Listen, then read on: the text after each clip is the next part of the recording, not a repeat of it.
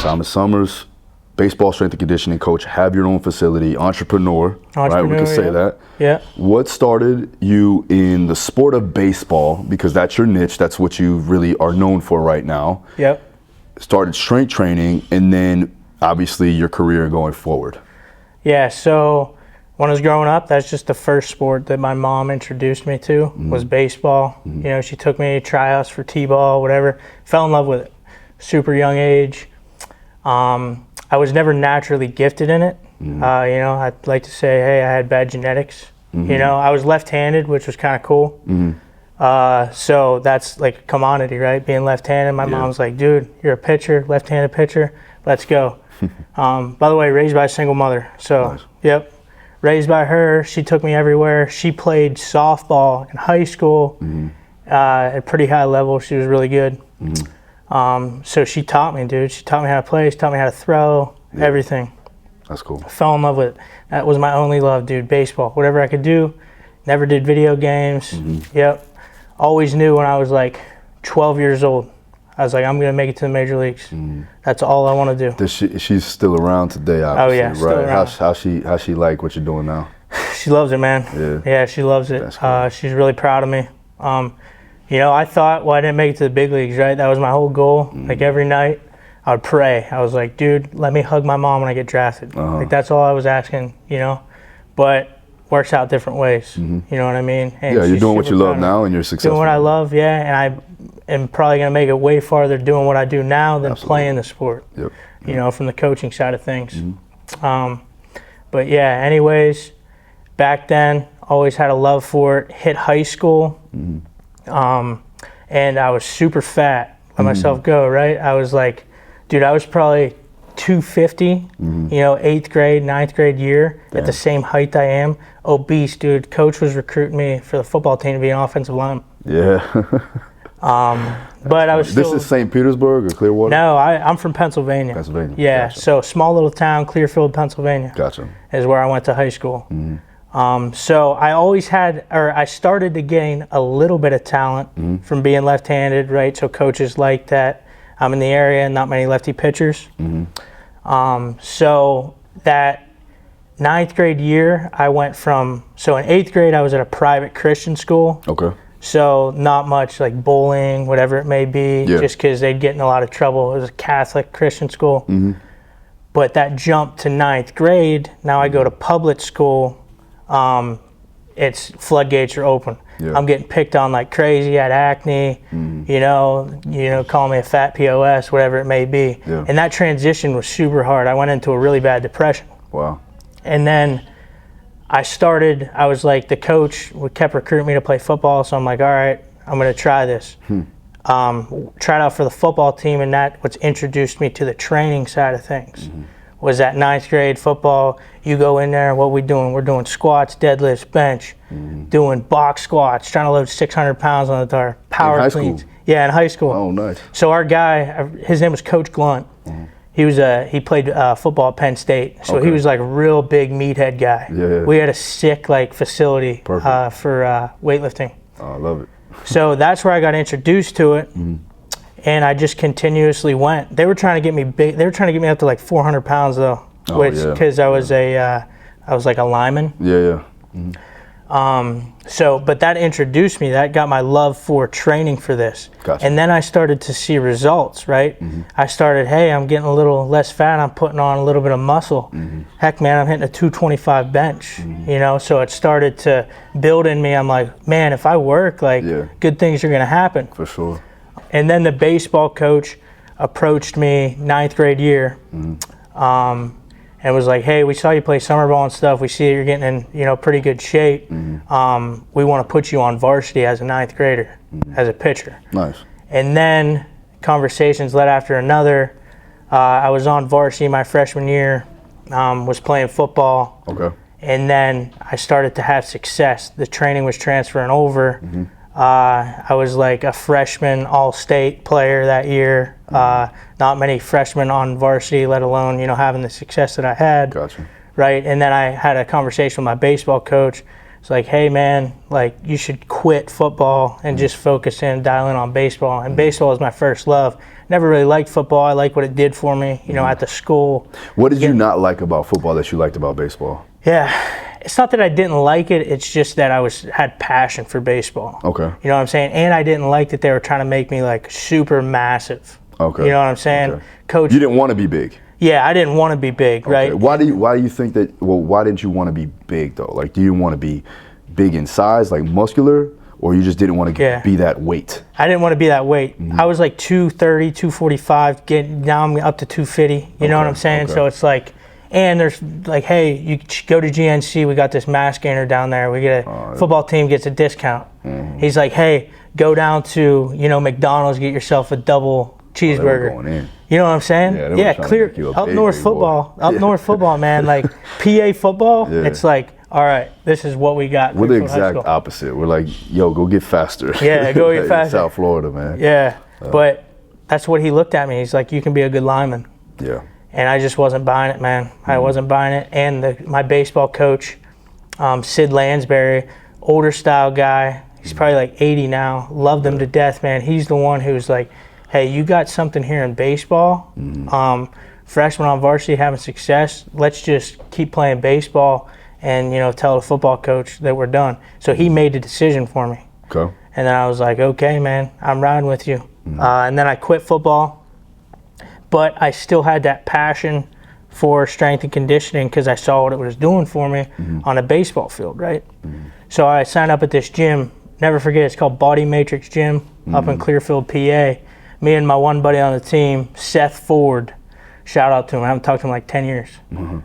But Seth Ford, if you're listening, give my man a follow. And Seth Ford, man. That's his name? Dude, Chef Ford? Seth Ford. Seth Ford, okay. Yeah, Seth Ford. We used to go to this Body Matrix Gym. You got a major shout out on that shit. Dude, I know. Give you a follow. Seth Ford, I don't know what he's doing nowadays, but dude, that was my guy.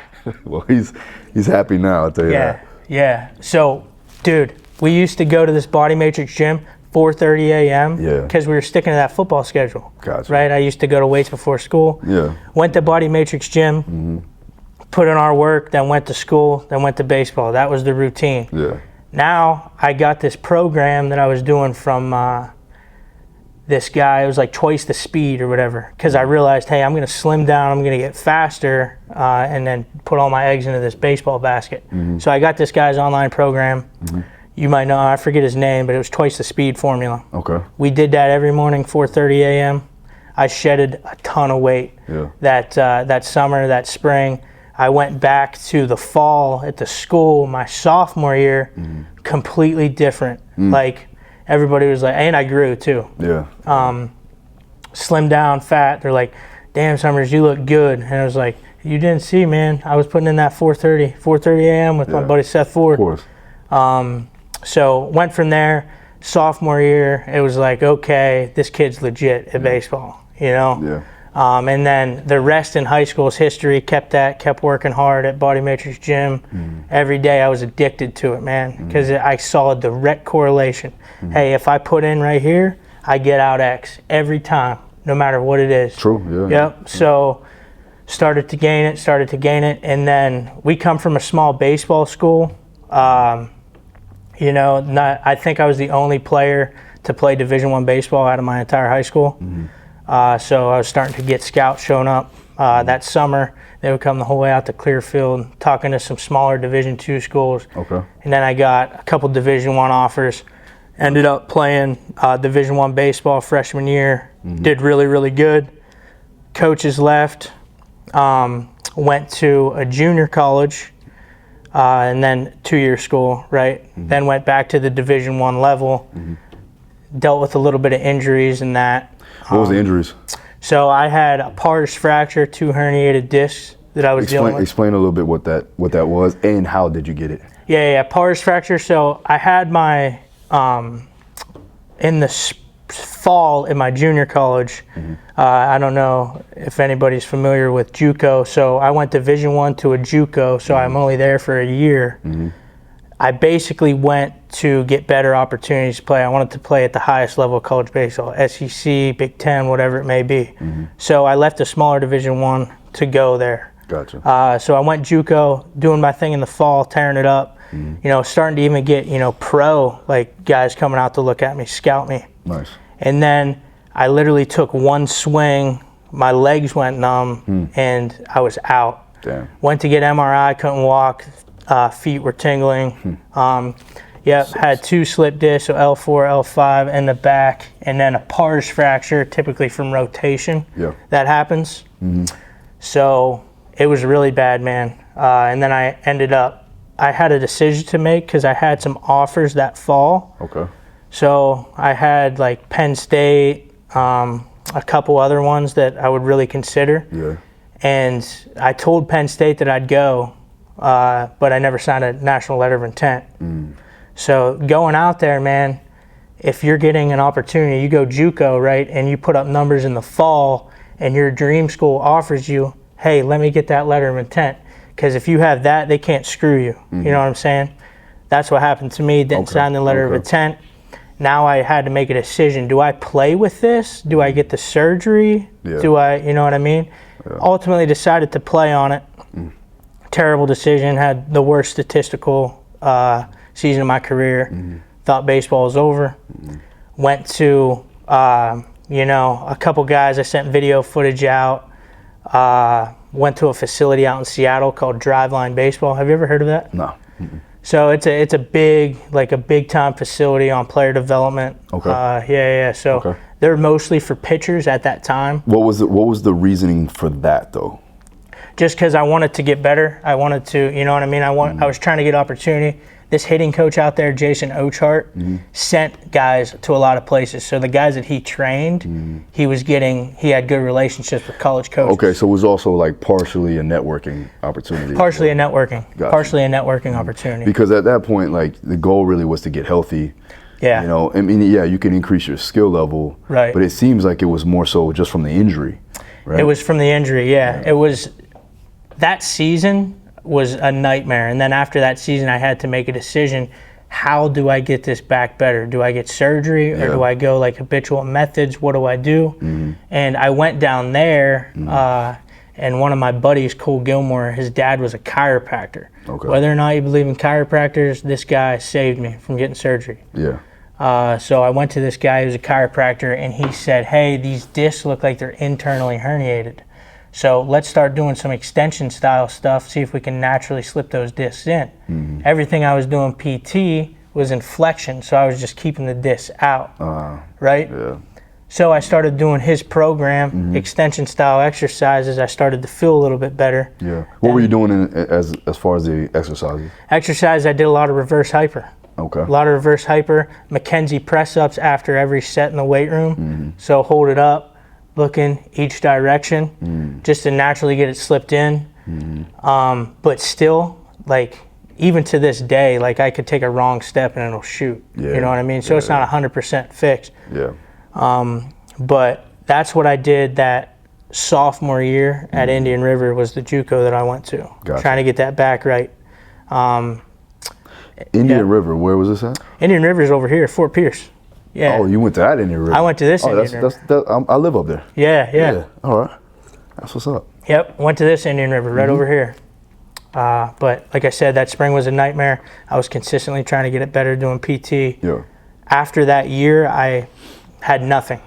I was like, is my baseball career over? Yeah. What's going on?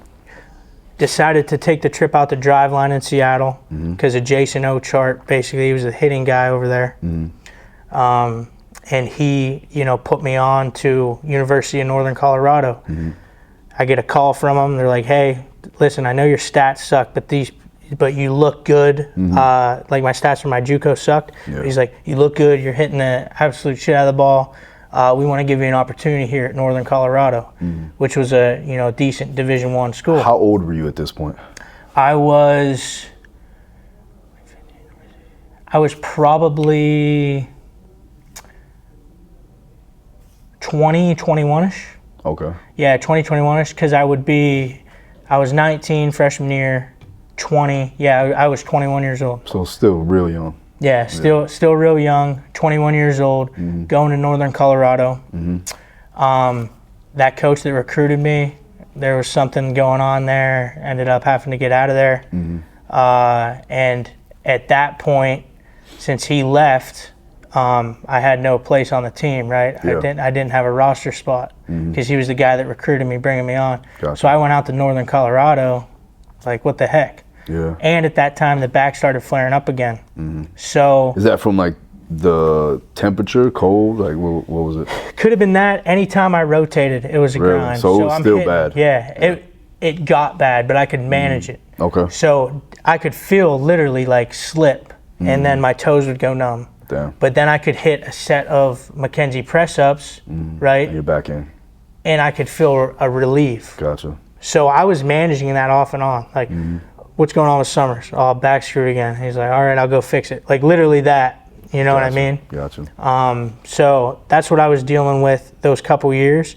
And then after Northern Colorado, since the coaches left, I wanted to get, out of Colorado. But then what I didn't know is that I couldn't go back to the Division I level. I had to wait out a year because of the NCAA rules. Yeah. Went to Southeastern over in Lakeland, best NAIA program in the world, right?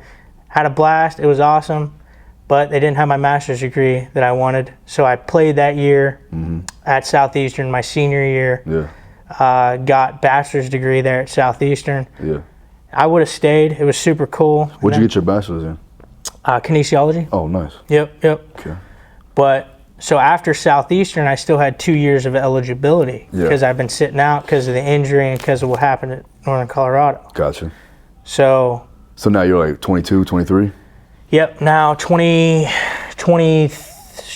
23, 23 years old.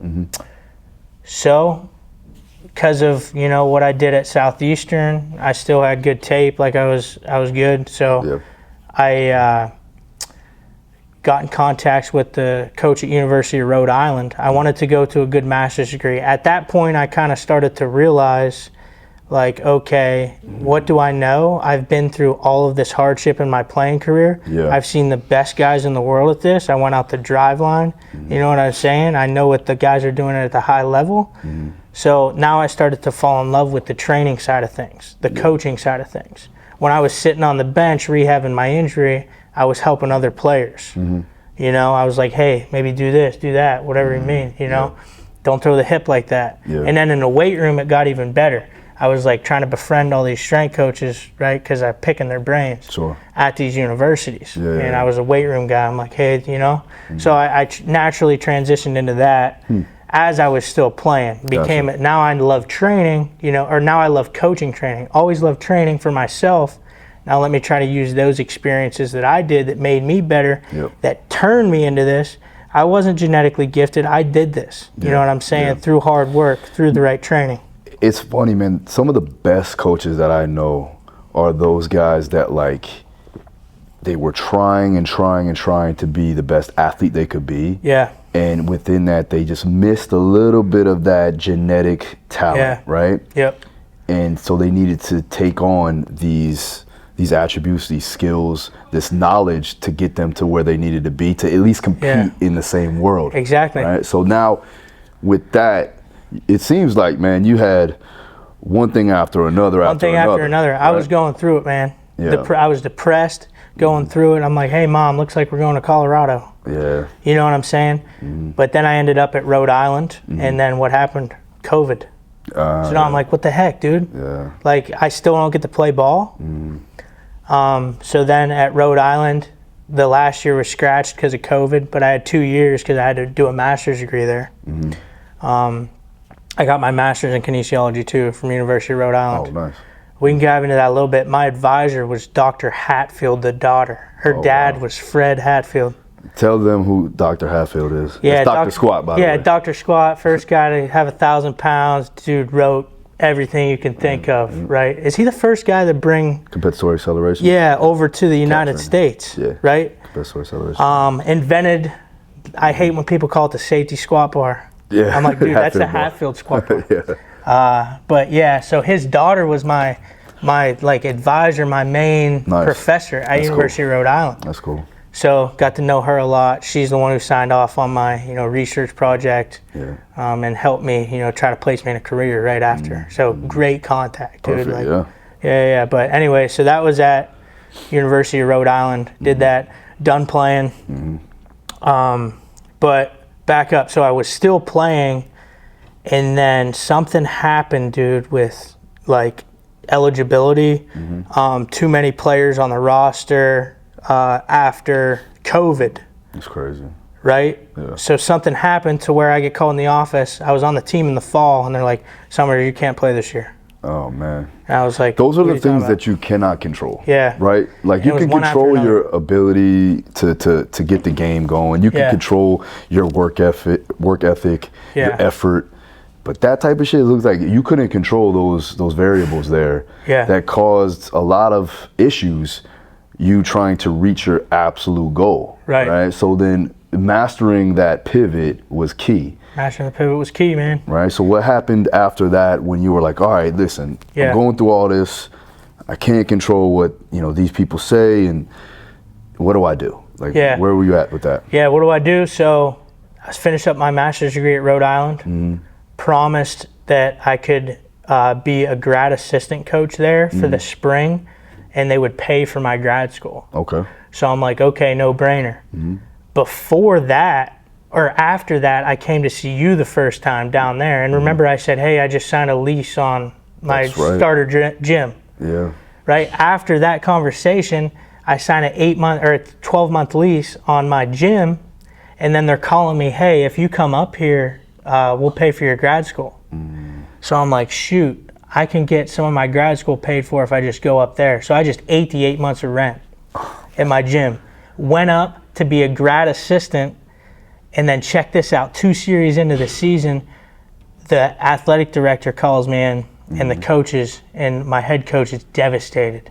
Rafael Serrato, dude, I love this guy. Like, he's my guy, but he was devastated. He's like, dude, they're not going to be able to pay for your grad school because of in the fall you were on this roster. So they found a loophole. So I'm like, hey, coach, sorry, man. Sorry, guys. You guys really screwed me here, but I'm out. Man, let me tell you something. Everything happens for a reason, bro. Everything. Like, it's already pre-written, and that right there just told you, like, there was something that was going. I'll say God had said, okay, listen, man, I'm not going to prolong this any longer. Let's get this going. Let's get this going. And I was forced to. I wouldn't have if I wasn't forced to, give it up. Dude, my goal, I never had a plan B, ever. I wanted to make it to the big leagues. Like I said to you, I want to tell my mom, I want to hug her the day I get my name called on the draft. There's no other option for me. Thomas Summers, I'm making it to the big leagues. Never had a plan B, even through my master's degree. The only reason I was in that master's degree is to continue playing ball. You know what I'm saying? Back up, right? I'm glad that I did it because it gives me, some cred now when I'm in the private industry and a lot of guys don't have a master's degree. So when I sit them in the office, they see the degree, they're like, dang, you got a master's in this? I'm like, I do this, you know what I'm saying? For sure, But so that part of it's really, really good. So inspirational wise, when I was in school, I didn't know what I wanted to do because the whole tailoring to like what you do as a career in the kinesiology field is what do? You get your bachelor's degree, you get your master's, now you're off doing an unpaid internship, now you're getting hired in an organization at a school, the making standard. 15 grand a year. The standard, 20 grand a year. So that's the standard. That's what I accepted. I was like, okay, whatever. And then up to that point, a guy that really changed everything for me, he doesn't really know this, I don't think either, was the new strength coach that we got at Rhode Island. He let me just kind of go in the weight room, watch what he was preaching. His name's Scott Leach. Up until that point, all my strength coaches, I was like cool with them, but they were all meatheads, like jerk-offs. And I looked at them, I'm like, I'm not that. I'm not like a big meathead like that. You know what I'm saying? Until he came in, he was still kind of a meathead, but he was a nice guy. And he taught me that I could earn an athlete's respect without being a huge POS.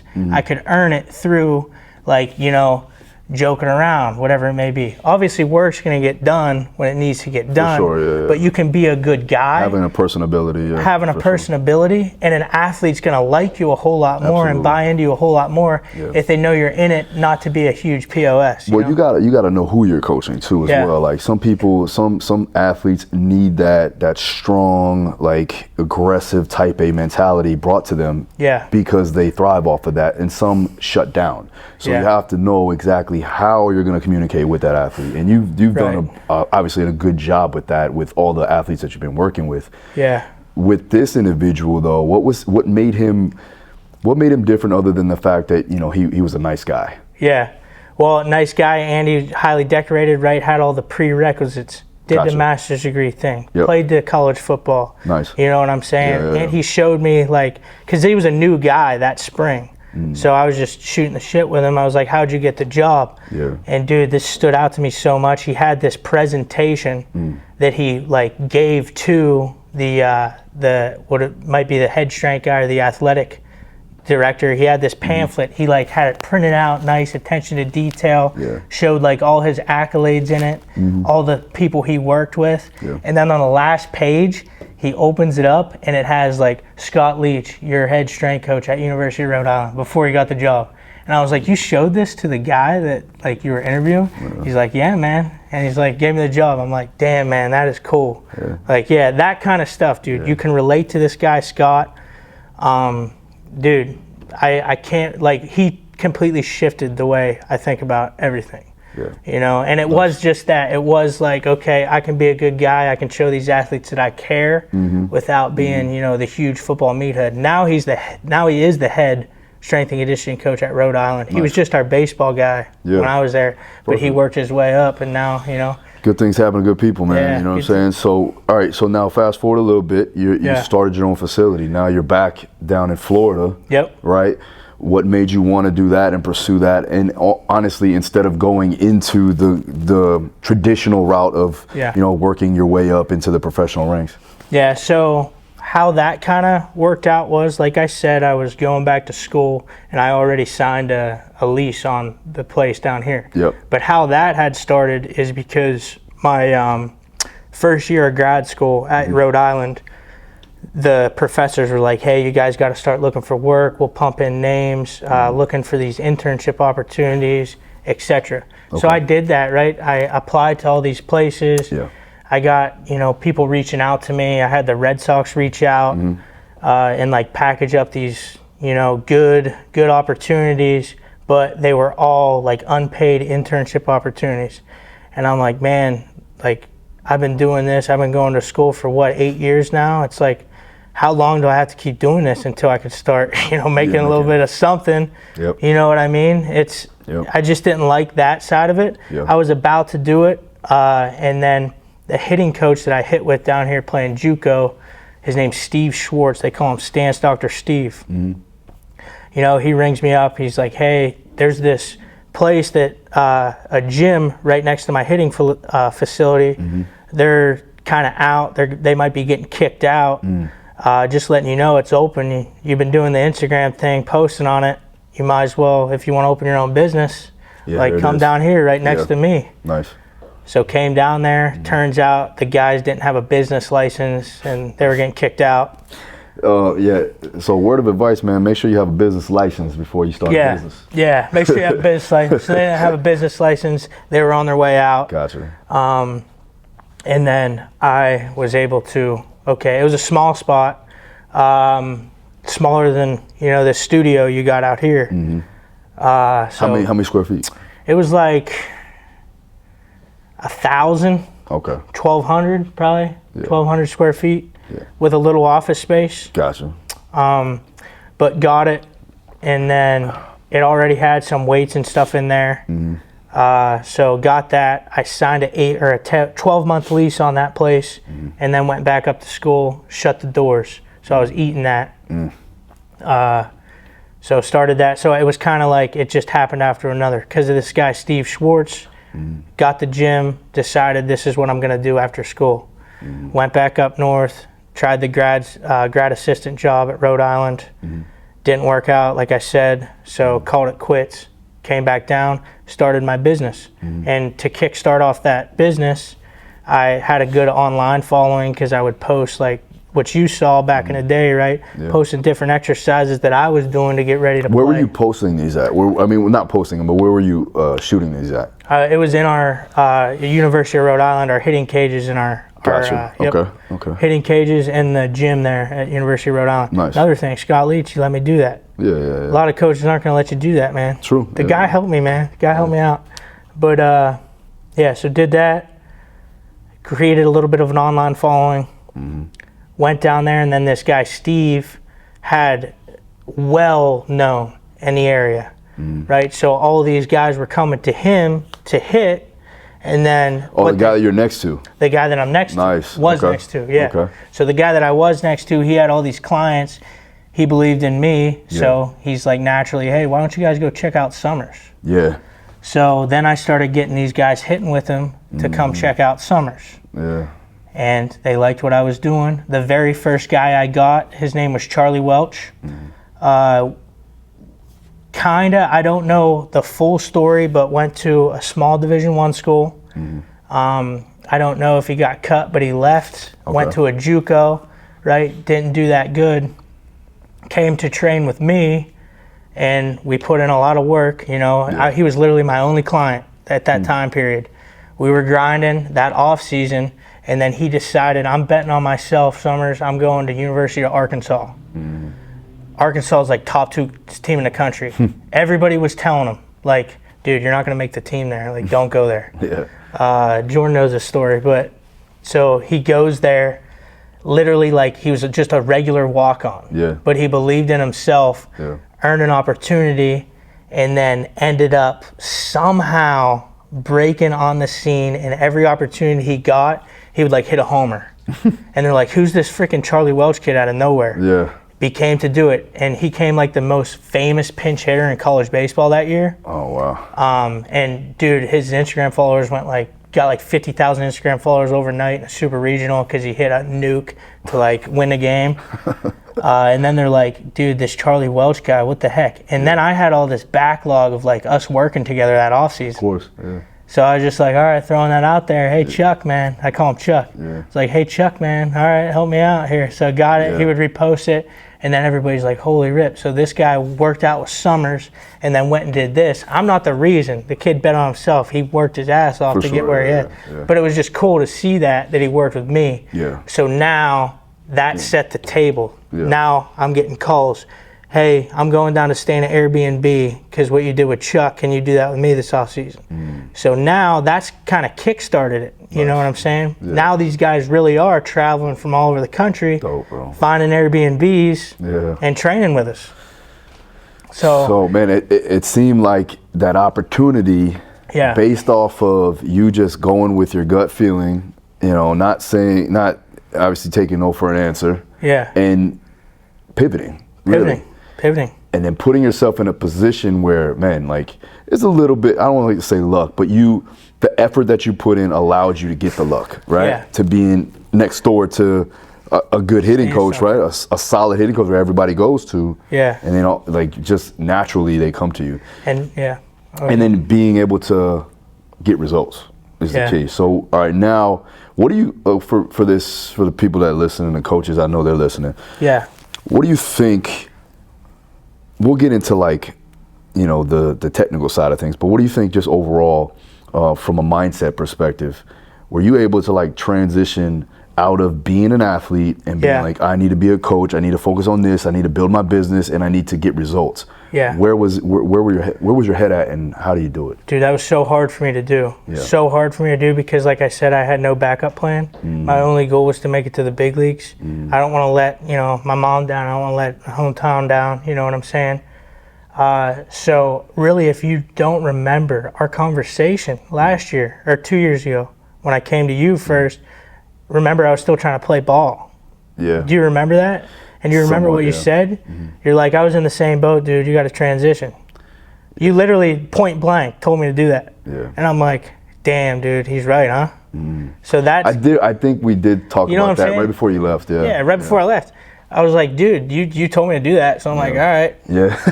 I was like, damn, that sucks. but you know, so I'm like, okay. Man, I'm glad I said the right thing. Yeah, I'm like, okay, I'll do that, man. Yeah, no, I'll for do sure. it. But so that's where it was okay. And I'm a big believer, right? You got to go all in because there's so many people doing it. Yeah. You can't be half in, half out. Yeah. But today, dude, even like when guys are pitching, like I got big leaguers throwing pens the other day. I'm like, dude, let me get an AB. Like to the pro guys, let me get an at bat. Let me see what I got. Dude, so it's like I still get the itch a little. Sure, of course. Yeah. I still do too. You know what I'm saying? Yeah, like it does kind of suck a little. Yeah. But I'm proud that, you know, I get to do it. My goal has always been to do it, right? Make it to the big leagues, make an impact. Yeah. But now I just found a different way to make that impact in the bigs. So absolutely. And you're doing it. You're doing it. So who are the guys that you're working with right now? Yeah, so the guys that are right now in-house, I don't want to blow all of them up, but one of my main guys right now, I got Yohan Mankata, Ryan Barucki, are the two main guys right now. Mm-hmm. Barucki just got signed with the Cubs. Nice. You know, Yohan, he's a $100 million player. Mm-hmm. You know, dude, it's crazy. Baseball, dude. If you want to get into money, dude, stop with these fighters, bro.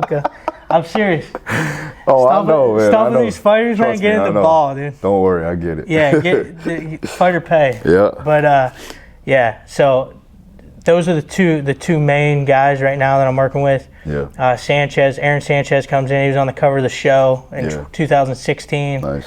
You know, big league all-star. Mm-hmm, mm-hmm. Guys like that are always trickling in. Yeah. I'm in a hot spot too, right there in Florida, or right in St. Petersburg. What's the spring ball team that's out there now? Spring ball team. So the Phillies are right there. Okay. Phillies are out there? Yeah, Phillies play in Clearwater. Okay. Yeah, okay. Phillies are right there in Clearwater. Yankees are down in Tampa. So that's huge too, being plugged in right in the middle. True. You know. Yeah. Are the Red Sox over there or no? Red Sox, I don't know where the Red Sox are. They might be in Naples. Yeah. Okay. Yeah, I don't know where the Red Sox are, but the big ones are the Phillies, right, and then the Yankees are right across the bridge. Nice. So those guys are always looking for extra work. So how about the Rays? You get the Rays at all? So we actually have like 4 Rays players right now. Oh, nice. They're in Port Charlotte, but they just got demolished by the hurricane. Yeah. So they're sending their guys to, I think, Orlando, the World of Sports, for spring training. Okay. And it might be a little bit later, but I do have some Rays players in there. Nice. Yeah. Okay. Cool. Yeah.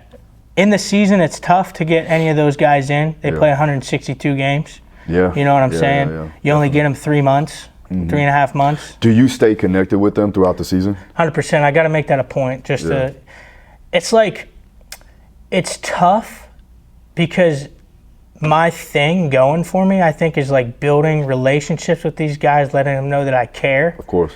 You know what I'm saying? Like, almost befriending them. Oh, yeah. You know what I'm saying? Yeah, for sure. But like growing in the books and stuff, right? They don't tell you to do that. You know what I'm saying? You got to set that's what I learned from those other strength coaches besides Scott Leach. Mm-hmm. They're like, hey, you're a coach. You can't be a player's coach. You're not going to earn these guys respect. Mm. It's the exact opposite. I had, one of my guys tell me, they're like, dude, if you weren't like this, we wouldn't buy into you. No, absolutely. You know? Yeah. There's a difference there, and that's how people will want to be around you. Is that you have to be, again, you have to be likable, right? And you have to create a level of bond and relationship, camaraderie with that individual or whoever it is, especially at that level, man, because everybody's trying to get to them. Everybody's trying to get to them. So you got to show that it's reciprocated value. Right. Right. I'm going to give you a service. Yeah. But at the same time, I'm not going to treat you like you're not everybody else because they don't want that. They don't want that. Most of the guys, especially the highest level guys, they want to be treated like everybody else at some capacity. Exactly. Right? Exactly. It's got to be like they're on their team. You know what I'm saying? They're in there. I got to treat you like that. Yeah. But that's the biggest thing, is making those relationships. And then with the content side of thing, it becomes a little weird. You know what I'm saying? Just because some guys will say, hey, I don't want anybody to know, like, don't film me, like they're not into that. Like a lot of guys, sometimes they don't come out and say that, but I can tell it's weird. And then it's like, all right, we'll back off. Yeah. You know what I mean? But then other guys are real cool with it. Like, You know? How do you overcome that knowing that this is a huge part of your business. This podcast is brought to you by Vivo Barefoot. Now check out vivobarefoot.com. That's the minimalistic shoe that I've been rocking on all my videos. If you've been watching my Instagram and YouTube, those are the shoes that I've been wearing to help my foot gain full foot functionality, strengthen up the intrinsic muscles of the feet to allow myself to perform better, and then also reduce the risk of injury. Now I personally like the Geo Racer Knit and the Primus Light 3. Check them out, go to vivobarefoot.com and get the discount code DARU15 to get 15% off your final purchase. All right, now let's get on to the podcast. Because, right, it's cool to see some of these $100 million guys in my facility that people may not get to see on the outside, right? That would be money for business if I posted a video of me training, you know, one of these top tier guys. But I just got to ultimately respect his agency's decision. I got to respect his decision, you know, whatever it may be. Like, what about posting like photos with them? They can do that though. Oh, right? yeah, 100%. So the social proof is still there. You're just not showing the actual training. Yeah, social proof is still there. I don't know if you saw on my Instagram, we had the entire Boston Red Sox in my gym. Yeah, that's dope. Alex Cora, manager, right? Yeah. Because they came in town to play the Rays. A guy I worked with, Tommy Pham. I don't know. Do you know Tommy Pham? Yeah, he's you know, he's been around for a while. I believe he was an all-star at one point, but he's been in the league for a while. So I trained him a couple years ago, or 2 years back, and this year he was on the Red Sox. Okay. And the Red Sox wanted to try something different. You know, they wanted to go outsource for a facility instead of going to the Rays because they were in town playing the Rays. Tommy Pham was like, hey, Cora, why don't you hit up this guy Summers? You know, he's got a facility here. That's awesome. So got those guys in here, right? And I was like, dude, it'd be super cool if we could film a video like with the entire Boston Red Sox in here. Yeah. And then I was talking to Cora and stuff about it, and he's like, I mean, we can take a picture and stuff, but it's like, you got to have feel. You know what I'm saying? Definitely. Around, yeah. like, it's funny, man. Timberland always told me, he'll say to me, you got to read the room. Yeah, you got to read the room, man. Yeah. And the story that he told me was funny because he was doing a show, and one of his DJs, he had the whole concert was going, and one of his DJs, then everybody was live. It was a hype concert. Yeah. And the DJ, as everybody is live, jumping up and down, started playing like some very low vibe type of chill music. He turned to the DJ and fired him immediately. I said, you got to read the room, man. Yeah. What you doing? So he reiterates that to me all the time. Yeah. Shout out to Tim. But yeah, you got to have feel with it because, right, you too, right, you obviously know how important that content game is right now, like getting that out there to promote your own brand. But I'm going to care about you, the athlete, more than I ever do. I don't care if I lose my Instagram or whatever. You know, you're my guy. Absolutely. You know? Yeah. Well, it's got to be, and I'll say it again, it's got to be valued in all levels. Yeah. So like, even like I had Kevin Lee in here today. Yeah. Right. So Kevin is going to take some of that footage, that content, and he'll use it for himself. Right. Right. Because I know that that's going to help him too as well. It's going to help, you know, he just signed to the UFC again. That's going to help him, you know, build up his personal brand. Yeah. Exactly. Yeah. It's not like, okay, what can I take for you? It's like, all right, how can we do something together to you know what I'm saying? Yep. What can I do for you? Like, that's what me and Jordan were just having this conversation. How good of an opportunity it is for me to come with you. How thankful I am, dude, that you know, invited me on. Absolutely. So how can we help him out? Like, Jordan, you want to maybe get a couple videos out to him, like film something for him? Cool, you know, anything. Like, just, dude, what do I got? Like, what can I do? Nah, man, it's all good. You coming here and doing this is more beneficial than anything, you know, and showing and telling your story, showing people who you are. Yeah. And honestly, the story that you just told, it gives a lot of people hope, man, because they go through these situations where it's ups and downs, and that's life, man. It ebbs and flows. There's undulations. Yeah. You just got to stick to stay the course, man, and stick to your guns, and that's really where people that are successful, that's where they reach the pinnacle of their success because they just didn't quit. They kept going. Yeah. So now, what's the goal for 2023? What we looking to do in the future? Yeah, goal for 2023, or goal for the future in general. I'm trying to be the best in the world of developing ball players, like baseball players, softball players. I know we had talked about it outside about the niche thing. Dude, I just want to go all in. I want to be the best guy in the world at it. I want to be the guy that, okay, you're flying from across the country to come down and you're spending an off season at Summers Method. Everything possible I want to do. So the newer facility that we got, we expanded because a big issue with the old space is it wasn't a one-stop shop. I just had the weight room, and then I was sending guys across the bridge if they needed to hit, whatever, because I forgot that side of the story. Steve next door sold his place because he was like out, he wanted to retire. This was like last year. And this is the reason I got the bigger facility, because I was like, Steve-O, you're out, dude. You just want to jump in and do hitting lessons out of my place? Gotcha. And he's like, heck yeah, man. What do I owe you? And I'm like, nah, just call it, dude. Get in there. Bring your guys in. You know what I'm saying? So then Steve was like getting ready to get out of it, do something else. And now he's in my facility. Back in. You know what I'm saying? Like, and we're just shooting the shit all the time. So that's a good asset to have. So now got the cages taken care of, got the strength and conditioning side taken care of, and now I'm in a pivot, right? I hired a PT. I was trying to build like Summers Method Sports Medicine. That ended up not working out, just not the right person. So I was looking to where these guys were going, my major league guys, and they were going across the bridge to this guy, Mauricio. So I called him. I'm like, hey, dude, I got some extra space available. You want to jump over here with me? And he's like, I mean, yeah, we're actually looking to expand. So now I got him coming, trying to get him March 1st. So now I got a well-decorated guy that's been training these, or the physical therapist for these big league guys. Same thing which you're kind of building here, right? All these different professionals. Got him over there now, you know? Now, what am I missing? The nutrition side of thing. Actively trying to get a nutritionist in there. Baseball players, for the most part, do not, like, you know what I'm saying? Nutrition's a back burner for these guys. They're going to Chick-fil-A. A lot of the guys I've dealt with. For sure. No, I get it. What that means, if I get a nutritionist, that can really escalate these guys if they're not used to it. Trying to get a nutritionist in there. Got a little smoothie bar going on in there. I gotta come by, man. You gotta come over, man. We're trying to. I had the similar ideas which you were doing here, the one stop, assembling the A team. You know, that's what I'm trying to do on that side of things. So rather than all these different guys driving everywhere, just have it. Hey, we're going to the Summers Method. We're going to the Method today, and you're there all day, getting everything you need. And that's my goal for 2023 is establishing that in house. And then obviously the online side of things. Trying to blow that up. How many? So programs wise, what do you got?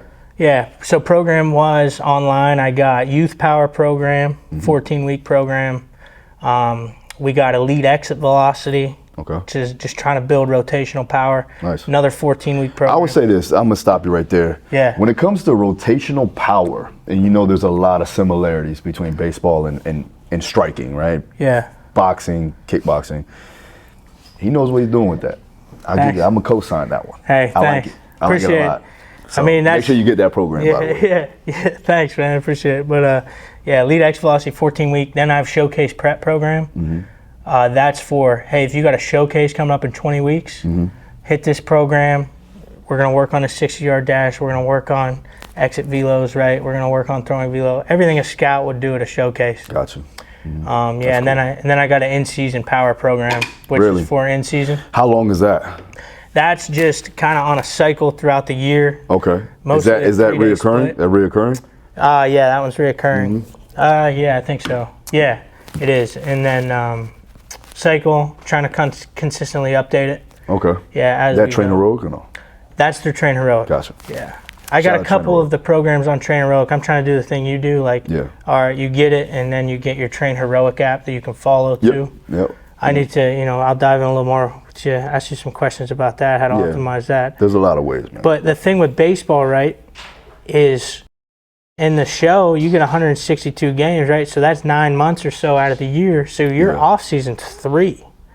So it's super important you're doing stuff to maintain throughout that other 9 months. You'll lose it all. Else that bat's gonna start getting heavy, right? For sure. Some guys, dude, will take the whole year off. Guys at the highest level getting paid $300 million. In the season, you're saying? In the season. They're like, I had a conversation with the Blue Jays strength coach, head guy, Weberg, talking about that. Like, just like, all right, some guys are in, some guys are out. It's crazy. That makes sense. But how some of these guys treat your body and getting paid as much as they do was super surprising to me. You know what I'm saying? Yeah. So. Yeah. Well, they're naturally gifted too, as well. Naturally gifted. So it takes that coach to be like, listen, man, if you really want to take your game to the next level, in longevity, they're probably younger guys too, as well. Yeah. Right? Some of them are older, some of them are younger. Yeah. The older guys, in my opinion, like. And fighting is different. Obviously, we have to be at a certain weight and we have to maintain a certain body fat percentage.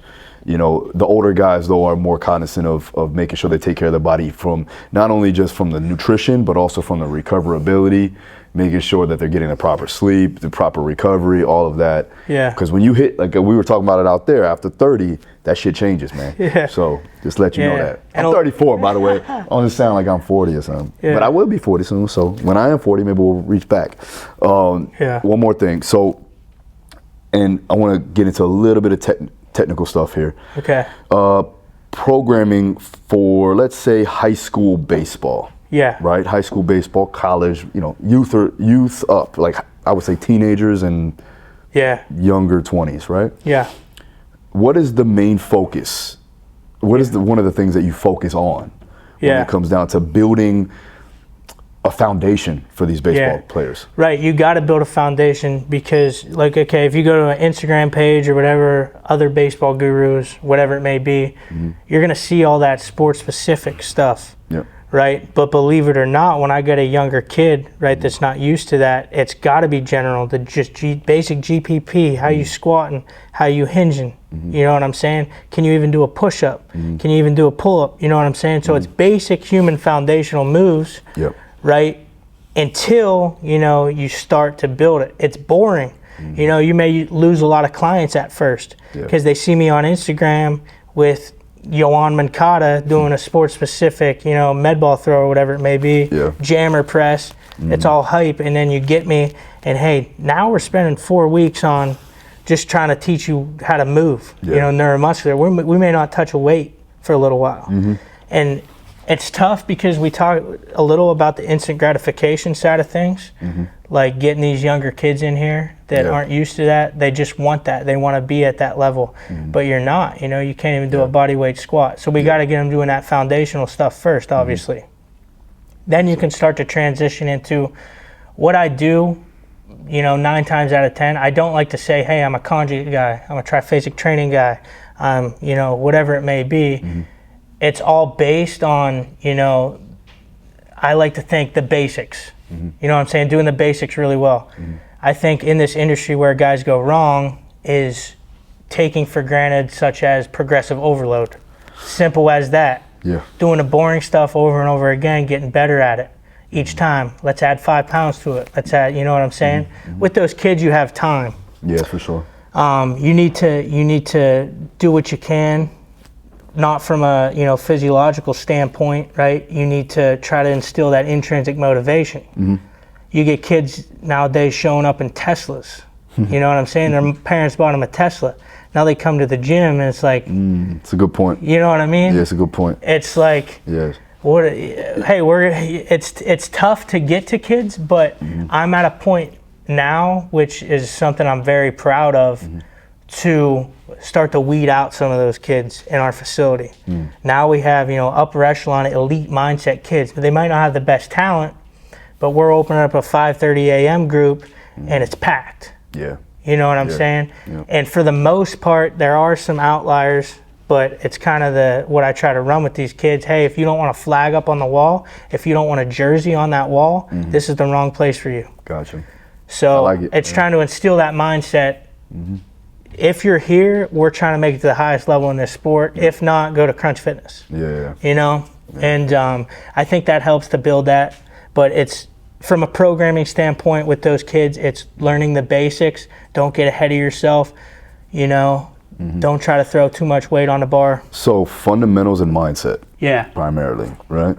Fundamentals, mindset, making it, you know, just a really good atmosphere for them to want to come in, you know, after school, stay in the cages and hit for hours. You know, we get an hour in the weight room. Now we'll move to the cages. They're joking around with their friends. You know, that's the biggest thing, environment, introducing them to it. But then when you get to in college, now these elite players, You know what I'm saying? Now these guys, so it goes like this, right? Middle school, you're trying to compete, make the high school team, right? You're on varsity team, you're trying to go to college.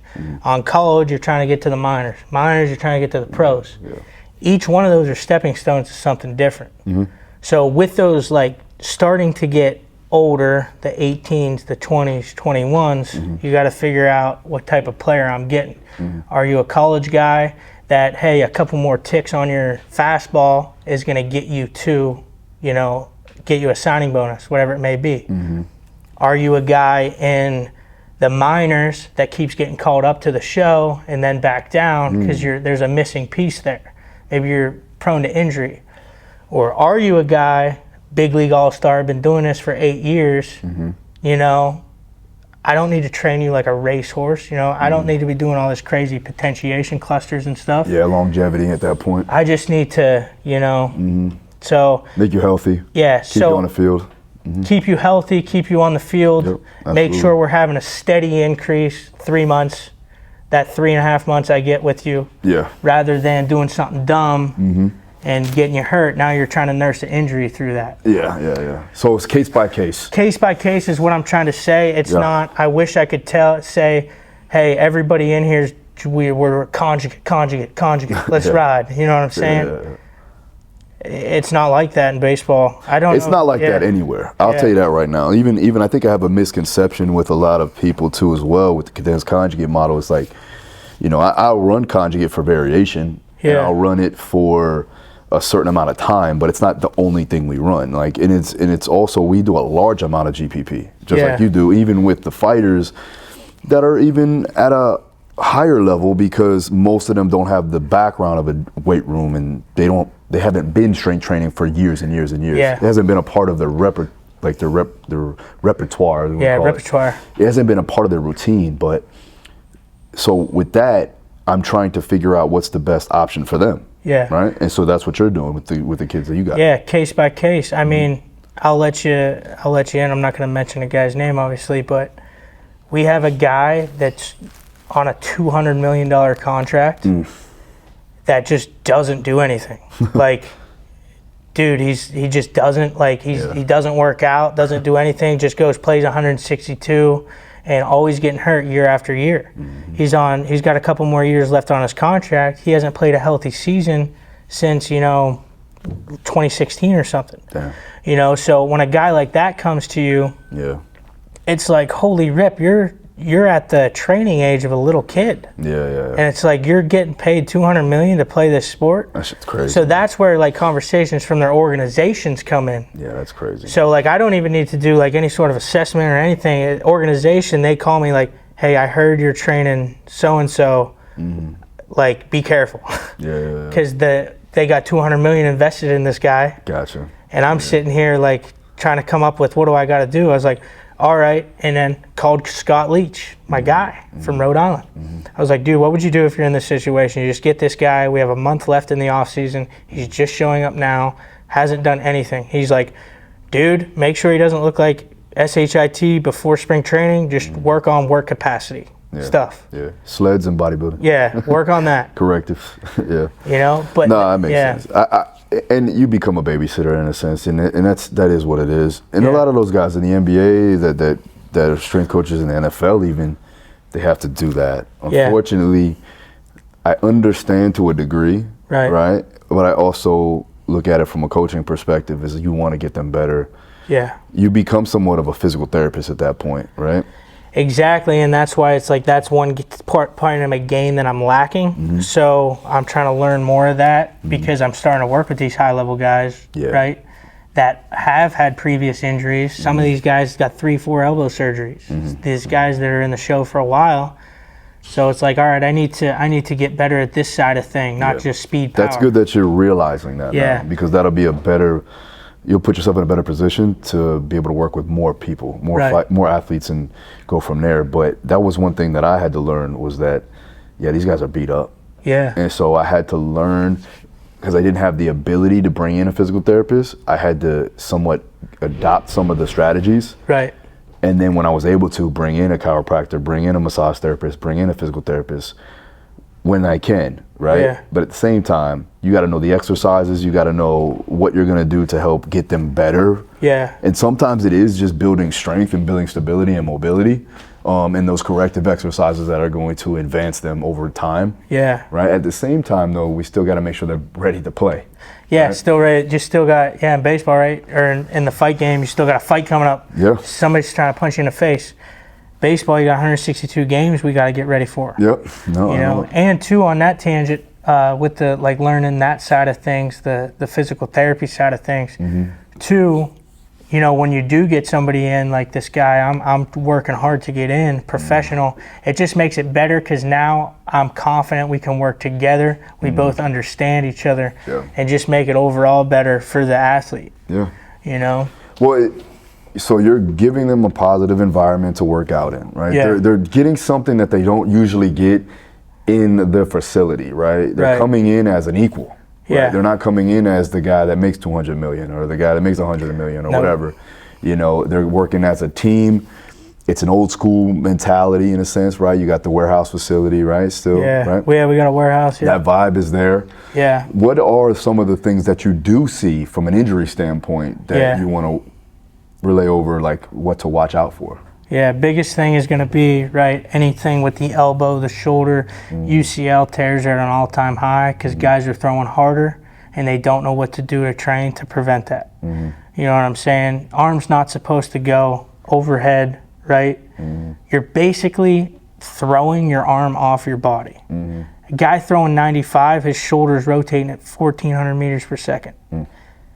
Dude, you're throwing your elbow off your body, so you have to do some sort of eccentric work, man. Like, you have to, like, you know, what's the golden rule? How do you prevent injuries? It's that, like, slower eccentrics, right? Your isometric stabilization stuff. So all that, small joint stuff to try to figure it out. Eccentrics are really it, and then priming the body, like doing prep work before an action, because when does things go wrong? It's not necessarily... Sometimes it happens from over and over, right? But a lot of injuries happen early on when they go back to spring training. That just shows that they weren't consistently throwing. Gotcha. They weren't consistently doing what they needed to do over the off season.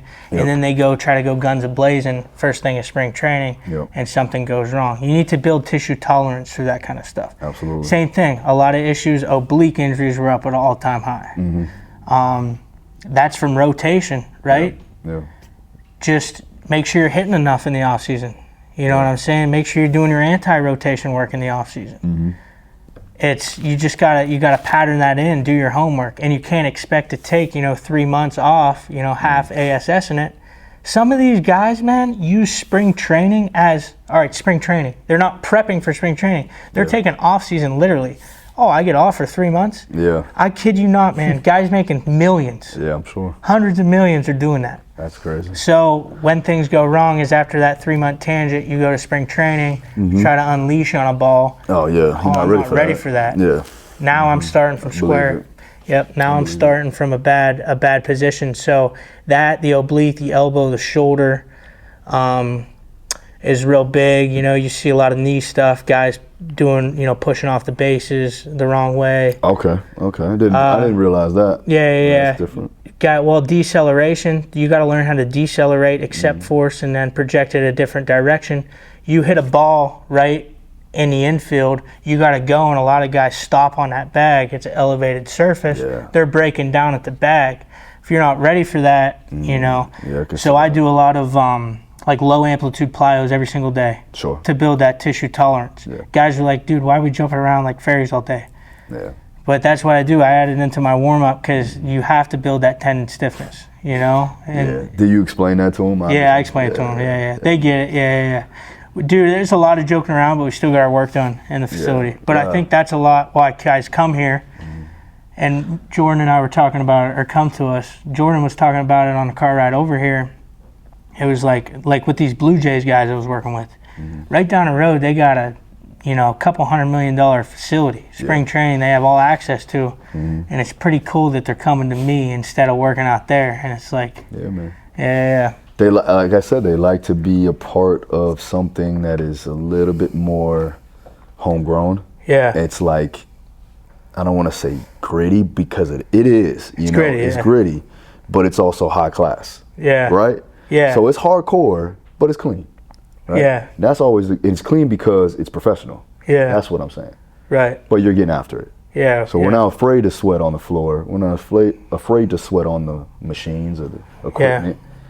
But we're also getting after it as well. And on top of that, you're making sure that everything is structured. Everything is a system. Yeah. Right? So that's important. Yeah. Now, before we go, make sure they know where to find you. Yeah. Other programs you got maybe coming out and anything else you want to hit.